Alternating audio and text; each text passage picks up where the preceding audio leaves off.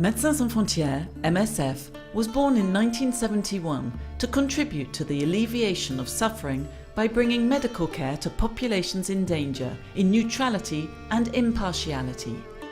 However, neutrality and impartiality are not synonymous with silence. When MSF teams witness extreme acts of violence against individuals or populations, when access to life-saving medical care is hindered, or when relief is diverted to harm populations, we may decide to speak out publicly. 500 000 réfugiés cambodgiens, 500 000 civils massés le long de la frontière, risquent d'un jour à l'autre d'être repoussés. Il y avait au départ un engagement militaro-humanitaire, il est devenu de moins en moins humanitaro, si je peux dire, et de plus en plus militaire. We haven't even been able to get in, that's the problem. We're hearing from all sorts of sides, yeah, you can go in, but we haven't at all been able to get in. It's very difficult for us to work if we have been publicly targeted, we feel. We will not leave patients behind, and we will not be silent. The Speaking Out case studies are a series of reviews, basically using a very rigorous methodology to capture a moment in MSF's history. Going through MSF history, case by case, going in detail to show what was the debate going on within the movement, within the section, between the field and the headquarters, at the very moment that choice had to be made.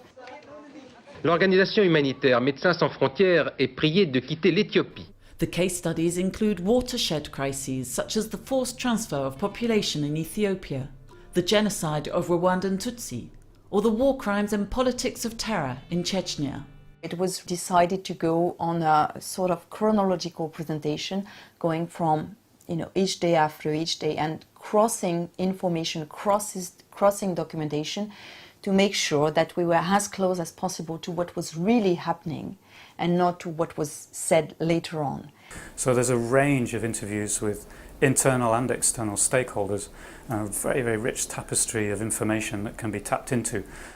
Pour la première fois ce matin à Paris, l'organisation humanitaire Médecins Sans Frontières demande carrément une intervention armée. Il est logique d'appeler à ce qu'il y ait une force armée qui agisse là pour arrêter le massacre, parce que l'humanitaire ne peut rien faire dans ce domaine. It's essential that we capture, what were the choices that we were faced with, what were the outcomes from making those choices to speak out under very, very difficult circumstances, and what inherently then can we learn from the choices that we made in those kinds of projects in those moments in history that may be very, very valuable learning points for us. I appeal here today to His Excellency, the Ambassador of Russia, and through him to President Yeltsin, to stop the bombing of defenseless civilians in Chechnya. Initially, the Speaking Out case studies were available only to the movement. Now, our culture of transparency has culminated in the decision to make all of these case studies publicly available in full. By releasing these case studies, we wish to share our knowledge and experience for the benefit of anyone interested in learning more about the dilemmas facing humanitarian actors when speaking out.